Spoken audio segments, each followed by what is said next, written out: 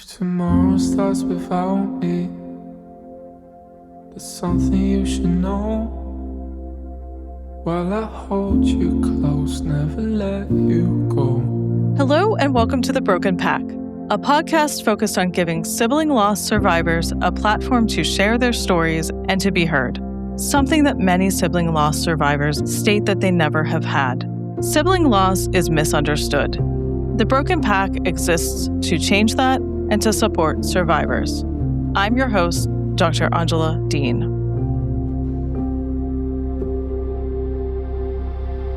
Today I spoke with Karin McLean. She's the author of Bright Days Do Come. We spoke about her book, her loss of her brother Brian when he was 9 years old in a car accident over 30 years ago. Take a listen. 'Cause you never know, you just never know. Welcome to the show. How would you like to introduce yourself to our listeners? My name is Karin McLean, and I am the oldest of four siblings. My parents divorced when I was almost 13, and my mom and my siblings and I were in a tragic car accident 34 years ago, back in 1991, and it has shaped the rest of my life. Pretty much the sum of who I am today, and I've written a book about it. I lost my brother in the car accident, and I came close to death myself. So it's been quite the journey. Mm-hmm. Thank you for sharing that, and we will certainly talk about the book and your loss in a bit. How would you like to introduce Brian to us?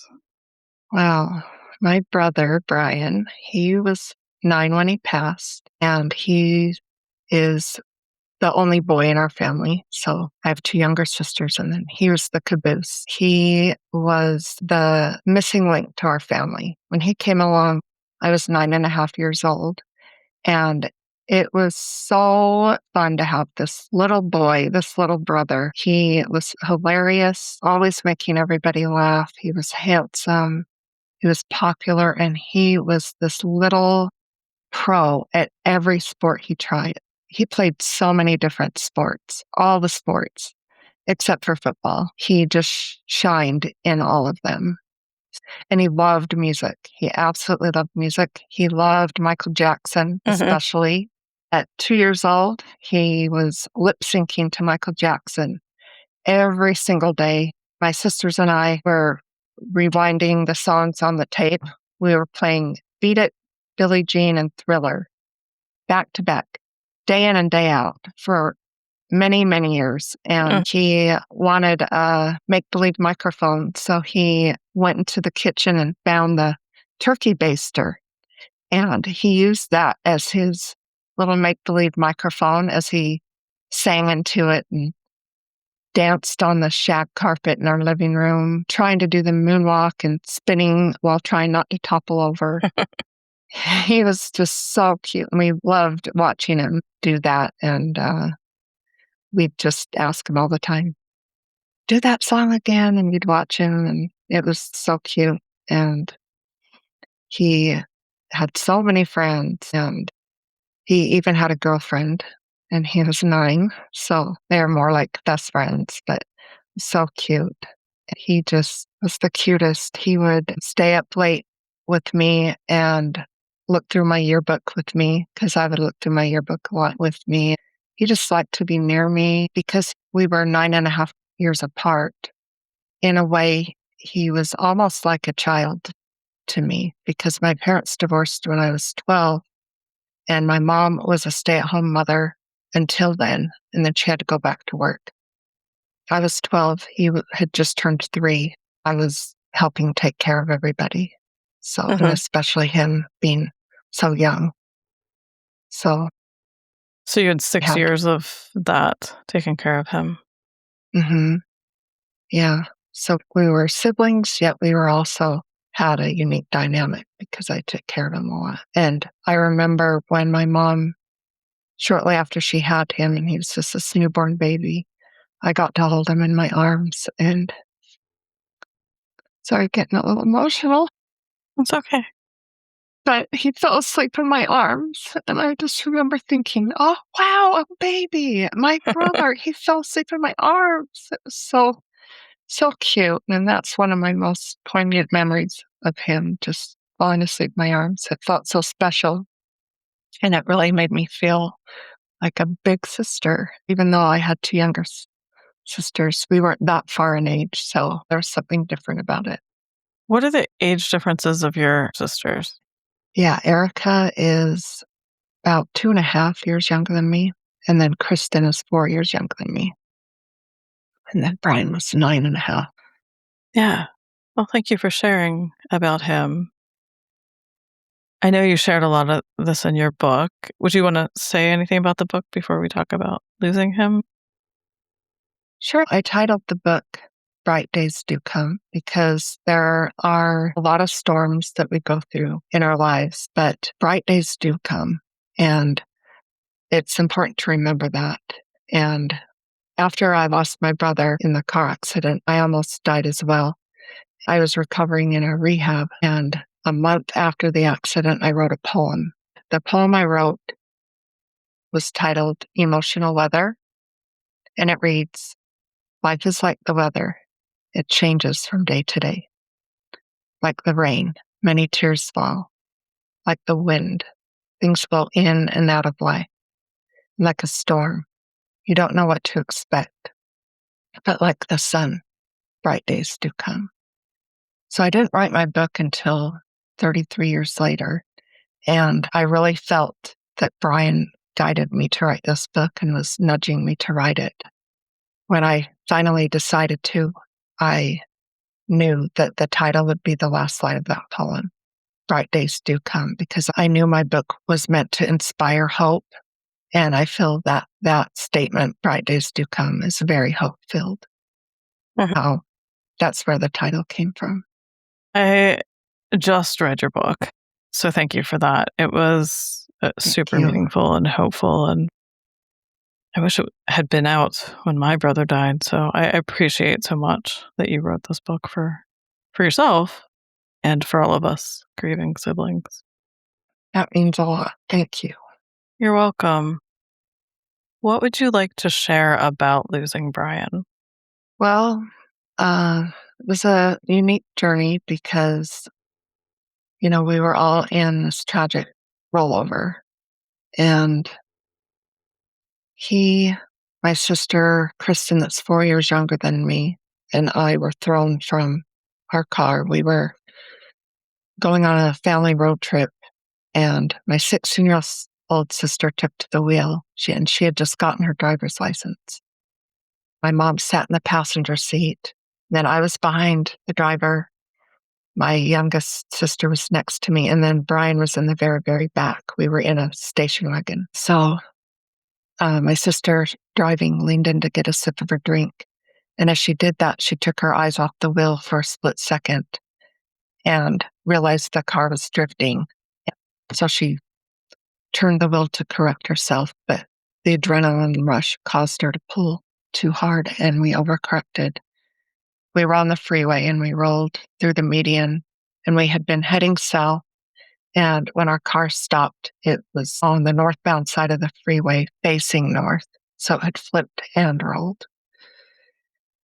And the only reason I'm here is because an emergency room doctor happened to be driving behind our car. He saved my life and my legs. When he approached me, he thought, if she lives, she won't have her legs, because I'd broken both femurs. One leg was a compound fracture where the bone comes out through the skin, and the other leg was broken as well, but my hip was also dislocated out of place, and there was no pulse.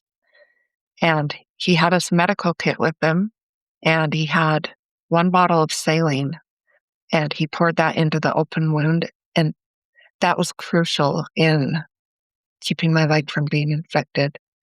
And then he was able to thrust my other hip back into place so that I could get a pulse. And then I also collapsed both lungs, and he was able to intubate me. So you can see that if he hadn't have been there, I would have been gone. Mhm. And then, I broke bones in my face and cracked my skull and broke my knee and my clavicle. I was pretty banged up. And my sister next to me, she broke one femur and then had a hairline fracture in her pelvis. And she had a closed head injury that lasted for a few weeks where her memory was really affected. My mom and sister were trapped in the car, and the jaws of life had to get them out. My brother, he died on impact, but they revived him. Initially, an ambulance took us to the nearby hospital, but then we were all life-flighted to larger ones that could handle the trauma. When Brian got there, they realized he no longer had brain activity. And so the following day, my parents had to make the decision to have his life support turned off. And meanwhile, at this time, I'm fighting for my life. I'm hooked up to a ventilator and tubes feeding me, and I'm in and out of surgeries. I had to have a plate under my left eye. And then when I finally was coherent enough to communicate it all, one of the first things I learned when I came to was that I had rods in both of my femurs. Uh-huh. So that was necessary and life-saving, but at the same time, it felt like an invasion on my body to wake up to being partly bionic with a metal plate under your eye and in your legs. And so that was hard. But the hardest part was learning that Brian had died and that his funeral was over with, and not being able to attend his funeral. That was so hard. And, there's really no way it could have been avoided, because Kristen and I, we were in no shape to attend, and we weren't coherent. And so that's been really, really difficult. It struck me when I read about that in the book, about how you heard your aunt and your mom talking about him dying. Yeah. So in the accident, I cracked the back of my skull, which makes your eyes swell up. So for the first while, all I saw was just a sliver of the world around me, and everything looked dim. And I was asleep in my hospital room one night, and I was woken up by hearing the door shut, and my mom and aunt had come in the room, and my aunt said to my mom under her breath, "Does she know about Brian yet?" And the minute I heard that, I just was like, "What?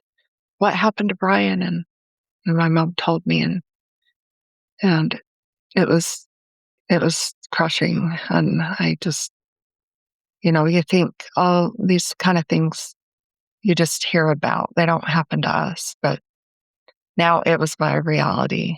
And, I never thought that being in the car with him would be the last time that I would see my brother. And luckily, I don't remember the accident. My mind blocked that out. So I was told that I was alert and was screaming and all that, but I don't remember that.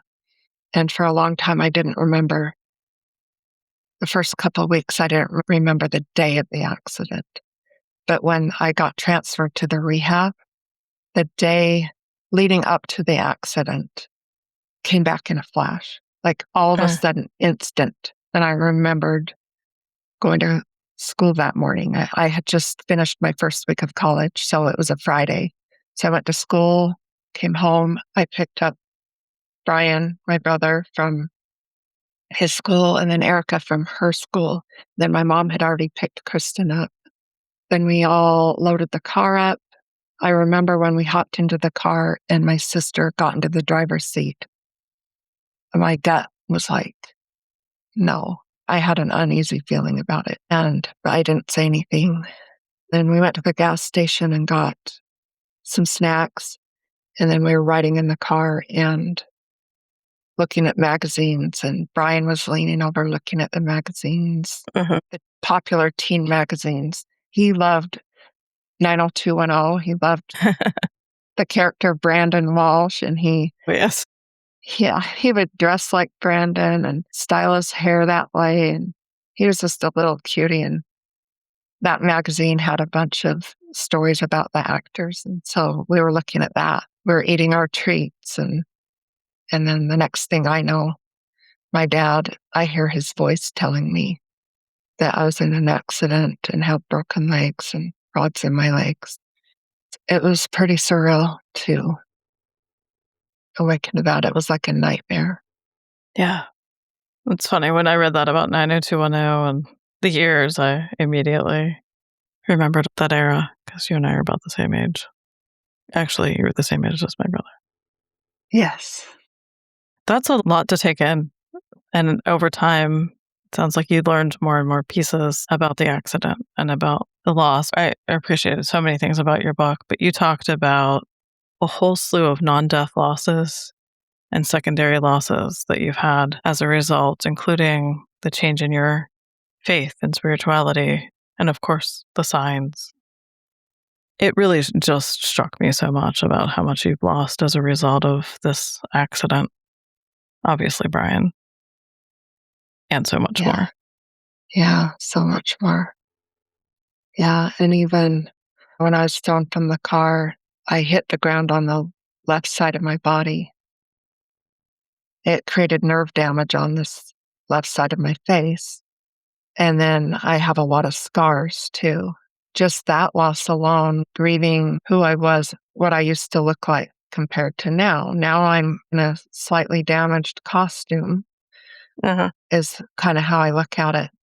For a long time, I didn't allow myself to grieve those changes in myself because when I would start to do that, I would stop myself and I would say, no, I can't do that because I'm lucky that I'm here. Brian died, and so I have no right to be sad about the way I've changed because at least I'm here. Over time, eventually, I realized that that wasn't healthy and that even though Brian isn't here, that change is a loss for me and that it's valid for me to feel those feelings. Once I allowed myself to really feel those feelings, it was healing and it helped a lot. And for the most part, I feel pretty good. But there are days where it comes right back. That can be really hard. But I've also learned a lot about self-love and acceptance. Instead of trying to hide my scars, like for a while I would wear longer shorts to cover the scar on my leg where the bone came out through the skin. And now I wear short shorts and I wear them proudly. And I'm like, these are battle wounds. I'm not going to hide that. That's part of me. When I wrote the book, I talked about how it's been hard just accepting this side of my face and stuff. But it's been a new challenge since I wrote my book because now that I put my experience in writing, but now I'm sharing my experience through podcasting. And like when I see a picture of myself smiling, I feel like my face looks fine, even though my nose is a different nose than I used to have. But it doesn't really show that asymmetry on the left side of my face when I'm smiling. And I kind of purposely make sure one side's smiling a little bit more than the other. And I don't have videos of myself. I don't like see myself on video, but now I do. Now when I'm on a podcast, there's my face right in my face. When I see my face moving, for me, I see the accident. And for a minute there, when I was watching one of my videos back, I was like, oh my gosh, I can't do this. I can't do this anymore. I do not like seeing myself, and I just wanted to go crawl in a hole. Then I thought, okay, no, I have a choice. I can go crawl in a hole. But then, am I living my life? Is that what life's about? No. I picked myself up and said, that is not what matters. What matters is the message that I'm sharing. And that's why I'm here. And that's why I wrote my book. And that's why I'm speaking about it now on podcasts. And to share this message that our loved ones continue, that we continue. We're eternal beings that will always exist and have always existed.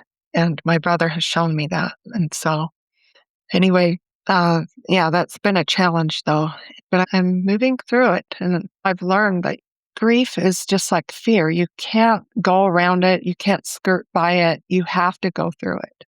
You Mhm. have to allow yourself to really feel it. Yeah. And each time you do, I feel like you heal a little bit at a time. I want to honor that you're here today and this was on video, right? When you responded to me, you did ask, would this be on video? And I was reading the book and I was like, oh, that makes sense now why you asked that question. So I honor that and how difficult this must be for you. So thank you for sharing that. I work with a lot of head and neck cancer patients, and very similarly, for different reasons, obviously, they also struggle with sometimes it's like a very small perceptive change. I don't see your face the same way that you do. And your grief for that is certainly valid. And so I just want to thank you because that's hard. I appreciate that a lot. Thank you. You're welcome. Yeah. I know a lot of people say, "Well, I don't really see what you're talking about," or but, I do. And Hmm. it's me, it's my body, and yeah, it's been a challenge, but Hmm. getting better.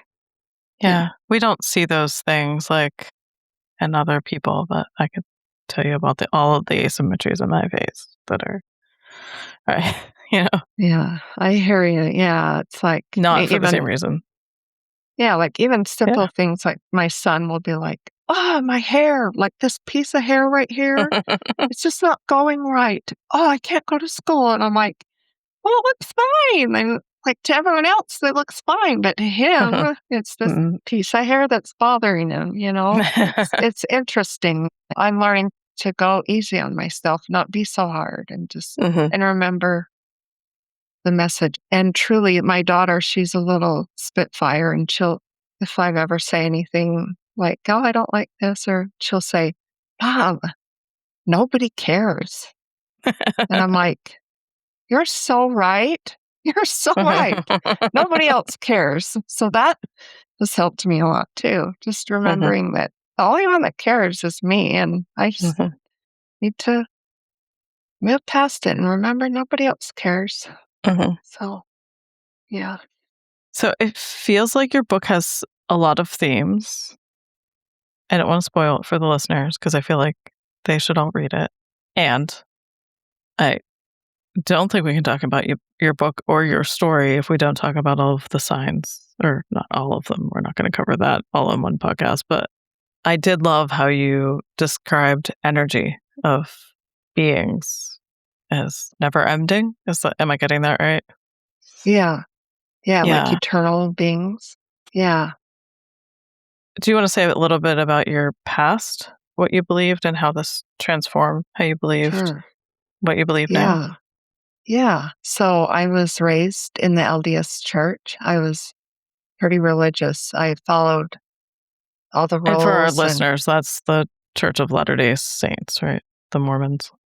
yes, the Church of Jesus Christ of Latter-day Saints, also known as Mormon. Yeah. Mhm. So I was raised Mormon. I always followed the rules. I was a really, really good kid. So when I was 11, I came to my mom and I said, "Mom, I've always had this image in my mind, like a snapshot in my head of this like memory."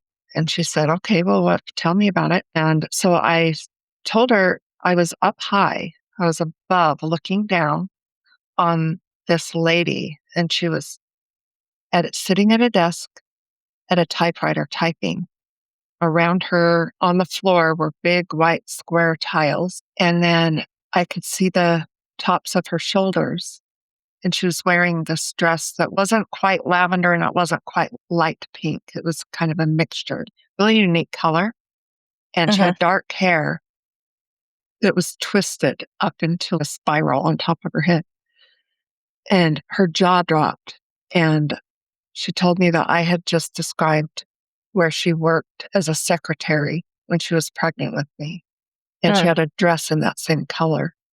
So, because of that, I knew that I existed before I was born. I feel that I chose my mom. That has always given me comfort. And because of that, I have always figured that, well, if I existed before I came here, surely I will exist after I leave here. So I always had that belief. But in my religion, they teach that we're eternal beings as well. But I never had any real proof of that. I figured that because of my pre-birth memory, but I had never communicated with a spirit or saw a spirit or anything like that until Brian had passed. And so I was pretty religious. Like I said, I followed all the rules. And my mom told me that they held church there at the rehab I was living in. I lived there for 3 months, following the 2 weeks I was in the hospital after the accident. And she came and said, they hold church here. And I was excited. And I went into the meeting. And I remember just sitting there and feeling like something was missing that once was there. And I remember thinking to myself, I almost died, but I never truly lived. I just never questioned anything. I never figured out what I really believed. I just kind of followed along. And I decided in that moment that it was time for me to carve my own path. And that was a defining moment for me, was going to church that day in the rehab. And it hit me. I was like, wow, I hadn't experienced anything otherworldly, really. And a few months after I got home from the rehab, I was driving one day and suddenly I felt Brian's presence next to me in the passenger seat. And you know when someone's sitting next to you, and I know his energy, and he was there. And that was so powerful for me because that showed me that he still exists.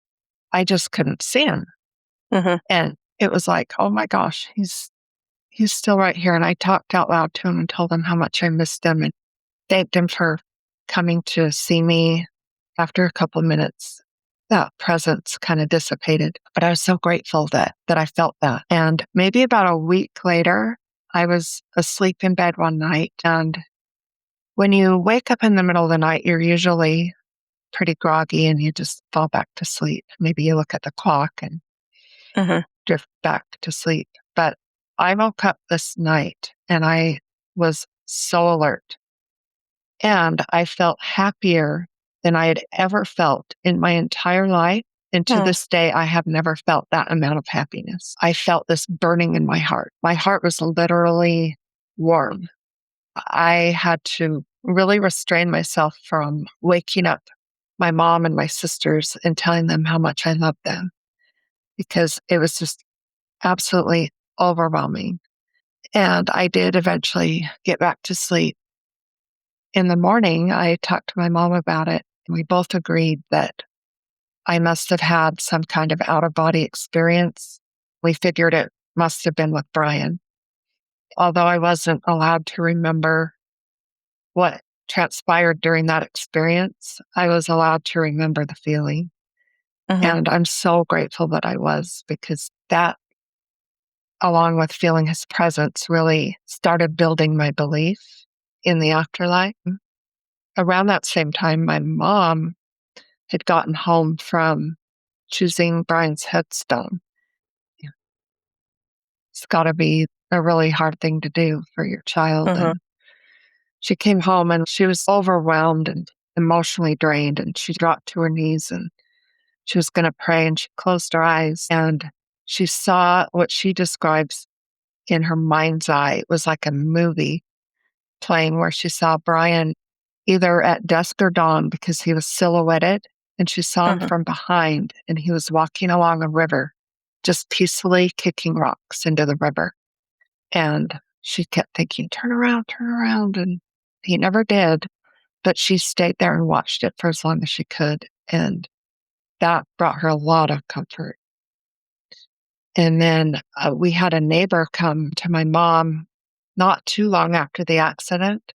And she told my mom that a day or two before the accident, Brian had knocked on her door and came in to visit for a little bit. And she remembers him just looking so clean. And she said, Brian, did you just have a bath? And he said, no, I didn't. And she just are you sure you didn't just bathe? And she just couldn't get over how glowing he seemed. And when he turned around to say goodbye and walked off, she just marveled at the luminosity around him and shook her head and didn't know why he seemed so glowing until after the accident.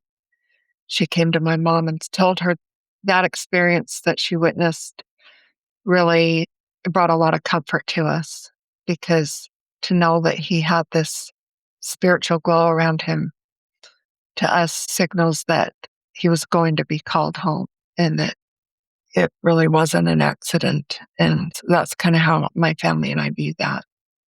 So it's brought a lot of comfort. Then one day, my mom, the very first tangible sign that we received from Brian, my mom was at home alone, sitting at the dining room table. She was talking on the phone to her brother as she kind of doodled on a piece of paper. And out of nowhere, one drop of water landed on that paper. And she looked up at the ceiling and looked around and was like, oh my gosh. And she told her brother what happened. And he said, oh, you must need your roof replaced. And she said, no, I had it replaced last year. This drop of water just landed on my paper. And she said, I know what that was. That's a sign from Brian. That's a sign from Brian. And she just had this knowing, and she was adamant about it. And later that day when I saw her, she came running up to me. I got a sign from Brian. I got a sign from Brian. And she told me what happened. And I was pretty skeptical. But I was supportive. And I said, oh, really? Oh my gosh. But I was like, like, how do you suppose a drop of water is from him? And are you sure there wasn't a glass of water nearby or something like that? She said, no, it was Brian. I feel like her sharing that with me, even though I was skeptical, I feel like it, in a way, it opened up my heart to the possibility that maybe it really was. And so about a week later, I was in my room and I was alone, and I grabbed this collage that I had made. I was going to school for graphic design at the time. And this collage that I had made, I noticed that it was coming unglued. So I grabbed it and I grabbed my glue stick and I sat down crisscross applesauce in the middle of the floor and started gluing it back together. And then out of nowhere, one drop of water landed in the center of that picture. And in that moment, I became a believer. And I couldn't wait to tell my mom that the same thing had happened to me. She was so excited. She couldn't believe it either. That was like our very, very first tangible sign from him, which was pretty neat that we both experienced the same thing inside too. And I've had some friends that it's happened to outside on a clear day, but to have it happen inside is even more mysterious. It's more of a rare thing. But as I was writing my book, I Googled to see if that's a thing that other people have experienced. And it is a thing. And while it's more rare, it has happened to other people. Yeah, as I was reading that, I actually had some memories of that happening for me. Really? People that have listened to all of the podcasts will know that I've been a skeptic. But I believe in signs and connection, but like some things I've been a skeptic about. And more I've started to believe these things. And your book had a big movement in that, including a moment we had right before we started recording. But this is about you, so I will not make this about me. I have goosebumps. I love that that's awesome. Yeah. And then I really didn't get a lot of signs after that for about 10 years, because during that time, I kind of buried my grief in alcohol to numb my pain. And when I got home from the accident, Brian's belongings were in a box. His room had become my sister's room. And I was still doing physical therapy and I was getting ready to go back to college. And life was just marching forward. And there was no space or time to really grieve. And we had had all this physical therapy and occupational therapy, but no talk therapy. Nobody ever really asked how we were doing or held space for us to go through our emotions. And so once I turned 21 and had legal access to alcohol, it became my vice.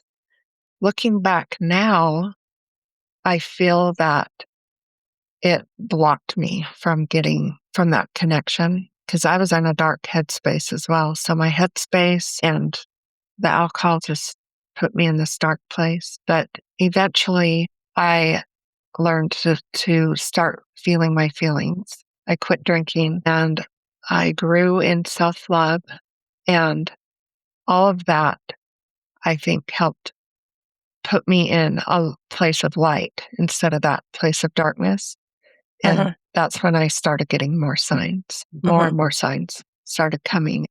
I've learned over the years, too, that you don't have to just wait for these signs to happen. You can ask for them. And I found that asking for something specific really sets the stage because it puts you on the same page as your loved one. They know what to deliver and you know what to look for. And so that's one thing that's really been life-changing for me. I took that to heart when I read that, and something's going on in my life that I actually, after I closed your book today, I asked Tony about this thing that I'm not going to disclose. And I said, give me a very specific sign that I will know it's you to let me know it's going to be okay. And before we were recording, is it okay if I share what we talked about? I would love that. Yes, please. You asked me where I was from or where I am, and I said Pittsburgh, and that was a sign for you. And you had said what about that? I had asked an old boyfriend in spirit who I've never gotten signs from. He lived in Pittsburgh at some point before I knew him, and he would always talk about Pittsburgh. And I said, if you're still around, could you, well, I know he's around, but I'd never gotten a sign from you. Can you please let me hear the word Pittsburgh? And that'll be a sign that I never hear the word Pittsburgh. And then right before we started recording, I asked you where you're from, and you're from Pittsburgh. I was like, there it is. And the thing I didn't share was I had just asked my brother about that, and he loved Pittsburgh. He loved being from Pittsburgh. So I took that also. You asked your brother for a sign? A very specific sign that I would know everything's going to be okay with this situation. Oh my gosh. Wow. Wow, how cool that was a sign for both of us in the same moment. Yeah. Wow, I love that so much. Wow. Oh, that's so neat. So those of you that have heard that I'm a skeptic might be switching here. I love that. Me too. Yeah, and a friend of mine, when she read my book, she said, I have a little bit of a beef with the whole asking for signs thing. She said, I personally feel that if you're asking your loved one for a sign, it's overriding God in a way, or maybe you're praying to them instead of God. And I said, no. We ask our loved ones around us in this life for help all the time and for things. Just because they're in spirit doesn't mean we can't still communicate with them and ask them for things. And she was like, okay. And she had never gotten a sign from her grandma before. And so she decided to ask her grandma for a sign. And she asked her grandma for the sign of birds. And so this day she was going to court with her friend. Her friend was fighting for custody for her kids. So she went to support her friend. And while they were in the courtroom, her friend was standing in front of her, and she could see her friend's head kind of nodding, like she knew her friend was crying. And she just said in her mind, she said, Grandma Betty, please comfort my friend right now. And right after she thought that, her friend turned around and looked at her. And then later, when they got in the car and were driving home, they saw a wild amount of birds, all these different types of birds. And then her friend said, I asked for all the matriarchs in my family to be there, but there was one presence that was someone else. And my friend said, that was my grandma. And she said, oh, that's who hugged me. So in that moment, she physically felt the hug, and that's why she turned around and looked at my friend. So I think it's cool that she had never gotten a sign from a grandma like that. And she was able to, through reading my book and me explaining it's fine, it's okay to ask your loved ones for signs. And then she was brave enough to do it. She also had a miscarriage, and she had the nursery decorated with white bunnies. She asked her daughter to give her a white bunny as a sign. And she was traveling between Montana and Idaho, and she was staying at this hotel, and her dog was looking out the window of the hotel. And she looked out there, and there was this white bunny hopping around the hotel. And she said that her dog would normally be barking at something like that, but he wasn't. He was just looking. And she was like, oh my gosh. And that's a sign from my daughter. And the next day, the bunny was still there hopping around. And then she went to a gas station, and there were some stuffed animals there, and they were all just kind of cheap stuffed animals. But there was this one white bunny that was high quality, really nice bunny. It was the only white bunny in that gas station. And so she bought it, and she sent me a picture of her holding it. And I think it's cool that she's gotten all these signs, and she's gotten even more that she shared with me. That's some of the purpose of my goal, is to help people realize they can start asking for these signs and getting them, and how neat that is. I love at the beginning of our interview, you said how much Brian loved music, and then reading through the book and hearing just how much you've stayed connected with music through him, or he shows up for you and your family in music. Do you want to say more about that? Yes. So, yeah, Brian's given us a lot of signs through music, which is not surprising. And one day, it was the day I found out I was expecting, and I had driven up to go tell my mom in person. And on the way home, I had my iPod playing this album that contains 200 songs. And I had the album set to shuffle. And there's a handful of songs that my family and I refer to as Brian's songs. And they were songs that he loved and that were popular around the time of his death, and that remind us of him. And one of his songs came on. And I was like, oh my gosh, 200 songs, and this song comes on. That must be his way of congratulating me. And at the same time, I was talking to my mom on the phone, and I told her what had happened.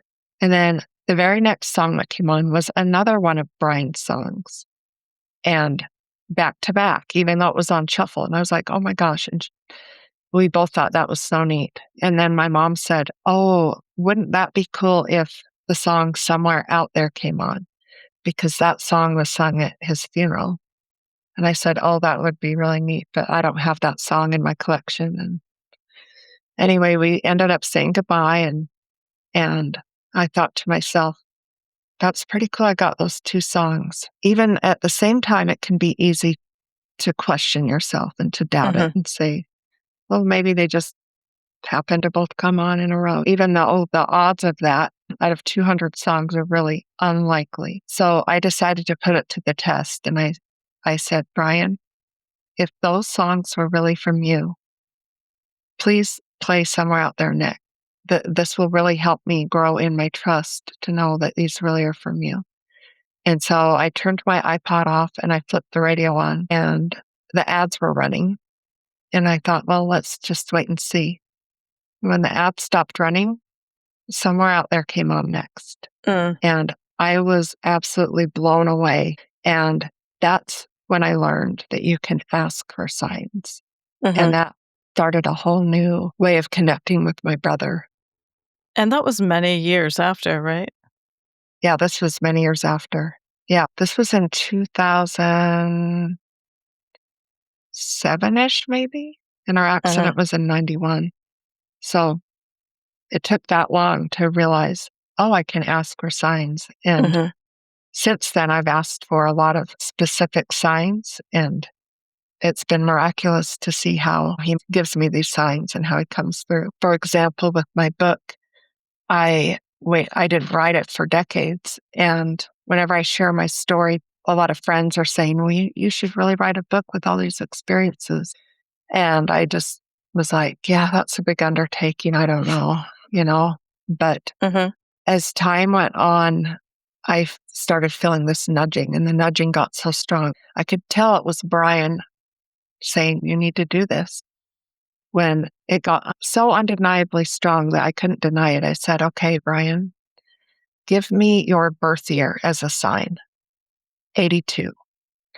And I said, give that to me within the next couple of days. And that night, I went online to pay my credit card bill, and the balance staring back at me was 8282, a double 82, the day I asked him for an 82. And I knew that I had a calling to fulfill. I knew I had to write this book. There was no denying it. And something really interesting that happened after I wrote my book. So this part's not in the book because it happened after. But so my book came out in May, and at the end of each month, an author will get a report from Amazon showing the total number of books sold that month. And that month, my total was 82. Oh, I love that. 82. Yeah. So I thought that was neat because the 8282, I feel like was him saying, you can do this. And then the 82 books sold, I feel like was him saying, you did it.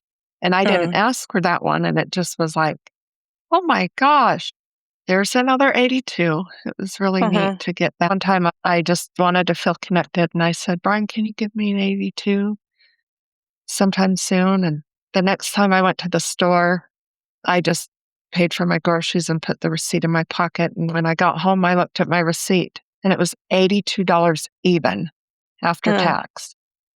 And I was just like, wow, there it is again.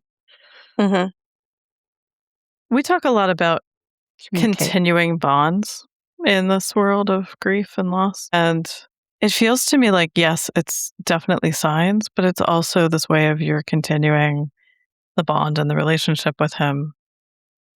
Yes. I and love all of the looking people at it that you've that way. lost. Yeah.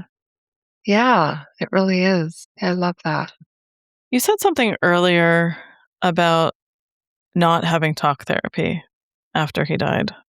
It sounds like your mom did, if I recall correctly in the book. Yeah. She joined a mother's bereavement group, and that helped her immensely. Yeah. My sister Erica got a lot of therapy too as the driver of the car. But Kristen and I were in the rehab, and I guess nobody thought about it. Which is ironic given that you're in a rehab. And I mean, things have come a long way in 30 some years, but strange that there wasn't that psychosocial support for you. And also, I wonder how much that speaks to the sibling relationship. Like, would your sister, if she was also a passenger, have received the support if she wasn't the driver? I don't know. I don't think so. Yeah. Well, yeah, because she wasn't in the rehab with us, but yeah, I don't know. That is interesting. I hadn't thought about that. What has it been like to be carrying sibling loss this long? Never been asked that question. It's just been, just not having him around has been, like physically around, has been so hard. And the parts, when you think about what would he be doing now? And now that I have kids, what would his relationship be with my kids as their uncle? And just every holiday, he's not there. And it's just a missing hole. So, I don't know, like a part of you just got taken out. Now you have this hole in your heart that nobody can ever fill that part. And so carrying that around for all these years has been just kind of sad when you sit and think about it. It's sad not to have that. And I remember specifically in the LDS church, they send young men off to serve missions. So they're gone for 2 years and they get called by God to go on these missions. So they don't necessarily know where they're going until shortly before they go. And so they're gone for 2 years. And I remember being at work one day and this coworker of mine was saying that she was so excited because her brother had been on a mission and he was coming back and she was going to see him on Sunday or over the weekend. He was coming home. Her and her family were so excited to see their brother. And I remember feeling so happy for her, but so sad that oh man, how many years has my brother been gone now? I mean, that was probably in 2004, 2005. So Mhm. my brother had been gone such a long time. And I just imagined if I knew my brother was coming home that weekend and I could see my brother, it just brought something new to my mind that hadn't been there, just to see how she was so excited to see her brother. And I know I'll see my brother again, not Mhm. in this lifetime, but I know I will. Once, on the other side, I know we'll all be together again. But just that really kind of shined a light on how painful it is that Mhm. I'm not going to see him again. And I felt this twinge of jealousy too, like, oh, well, you're so lucky you get to see your brother. And I imagined how rejoiceful that would be to see him.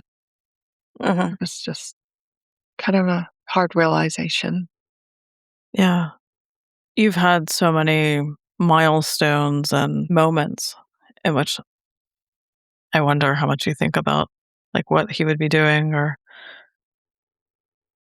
your wedding or the kids' births, those type of things. Yeah. Yeah. And honestly, I try not to go there too much. It seems like on his birthday and on the anniversary of the accident and at the holidays, it seems to come up more because in my day to day life, once in a while, there'll be a situation where it's like, oh, that'd be so neat to have Brian here for this, or I wonder what he'd be doing right now, or maybe he'd take my kids to this or that.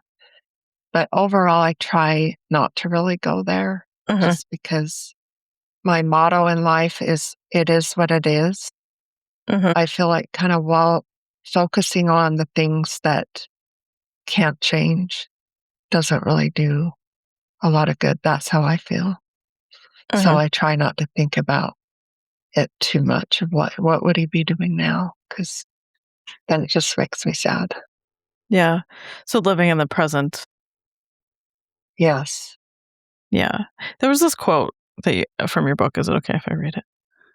It's Uh-huh. kind of along the Yeah. lines, but you said the best thing we can do is to smile more often than we cry when we think of them. Live for those you love, both living and dead, but most importantly, live for you. You are here now, and this is your life that you are meant to live. And I just love that so much that it kind of speaks of not dwelling on how he died, but living for you and staying connected to him as well. Yeah.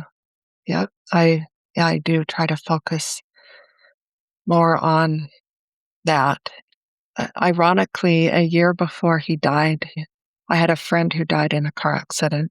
Well, some high school friends, and one of them was my secret crush. And my secret crush was killed in that car accident. And I was in my room crying one night, and Brian came in. He came to me.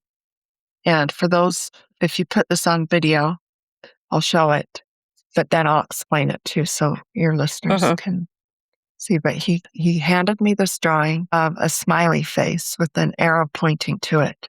And it says, keep that face. And then there's a heart and it says, I hope you feel better. And so if I find myself focusing on grief and getting too sad, I remember that Brian wants me to keep that face. even though he had a short life, for me, I feel like however long we live, whether it's 100 years, 2 days, 9 years like my brother, whatever amount of time we're here for is the amount of time that we needed and we're supposed to be here, and that we each have our turn. And right now, it's our turn to be here and to live life. And we each have our turn to die too. And none of us are escaping that. In the end, we're all going to be back together again. And so I try to focus on living my life in honor of my brother and in honor of myself, and focusing on the life that I was left here to live. Thank you for that. Is there anything else you wanted to share today about either the book or Brian or your life before I ask you my last question? I did. One thing that's helped me a lot in my grief is he wasn't alive when Facebook was a thing. And so I made a Facebook page for him, and I invited all of his friends to like his page. And I uploaded all of the pictures of Brian that I have. And every year I wish him a happy birthday and put a little thing up on the anniversary of the accident. And every time I get a sign, I post about it on his page. And that for me has been a way to keep him alive in a way, and to keep him being recognized, and just a place where we can all go and celebrate him and see his pictures and talk. And some of his friends have shared their experiences on there too, so that's been really neat. If your loved one didn't have a online presence through social media, maybe make a page for them, because it's been really healing for me. So it's nice to have all their pictures in one place, and it's a way to not just think in your head, oh, happy birthday, Brian. It's a way to actually post, happy birthday, Brian. And then everyone else can comment, and it just gets everyone involved and helps everybody who loved him to remember him. And it kind of creates this community of people that also love him. Yeah. Together. It's like everyone who loves Brian is on this page right here. I love that. Yeah. Yeah. So my last question is, and I know you already shared these, but what are some of your favorite memories of you and Brian together? One of them was our family went to my first spook alley. We got there early and we were waiting for the haunted house to open. And I remember holding Brian. So he was facing out, but I had my arms around him, and we were just like walking and just strolling. My family was over here and we were clear over here, just kind of walking around. And I got tapped on the shoulder by a hooded character. And I turned around and got so scared. And I remember Brian thought that was pretty funny. How old was he?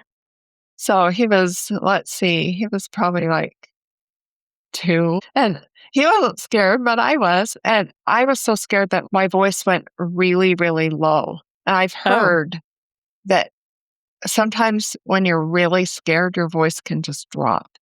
And mine did. I was like, whoa, when I saw this scary guy.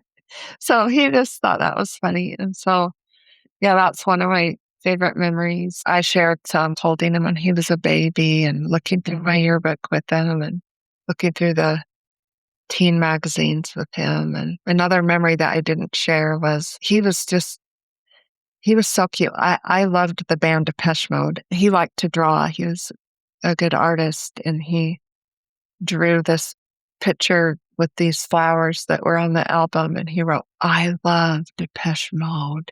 And he gave it to me. And then I had a picture of Robert Smith from The Cure in my bedroom, and Robert Smith had spiky hair and red lipstick.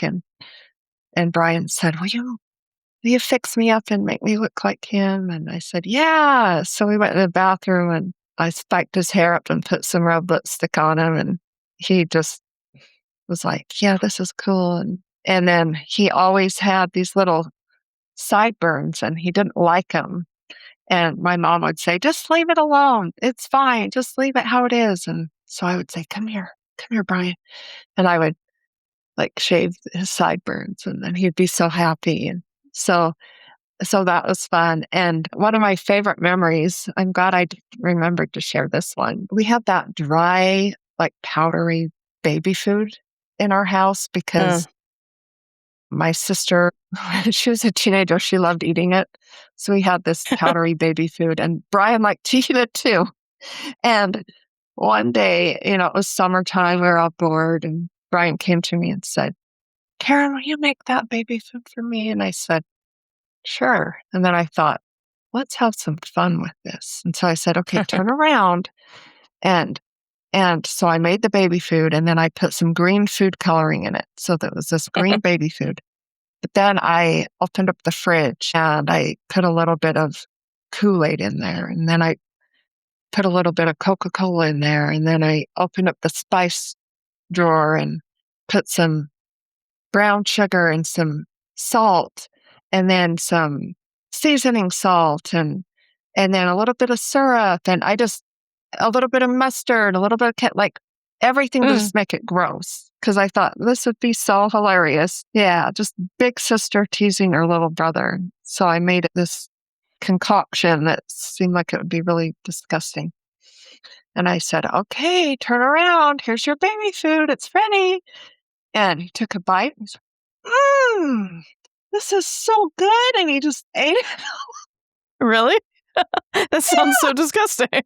I know. I was absolutely shocked. And I was like, okay. And I didn't tell him what I had done. And I was just like, oh my gosh, that is too hilarious. And then the funniest part was about 3 months later, he came to me and said, Karen, will you make that green baby food you made for me that one day? And I said, yes, turn around. I did it again. He had no idea. So he had no idea, but he liked Did you taste it? So no, I didn't want to. I just made it as disgusting as I could, and he liked it. That memory to me just makes me smile, makes me laugh. That was a fun little memory we had. But just another memory I really loved was just I would tuck him into bed and kiss him on his cheek, and just the feeling of kissing his little cheek. I loved that so much. And when I finally had kids of my own and I kissed them on the cheek, it would remind me of that. And so it's been good to have kids and be able to tell them about their uncle too.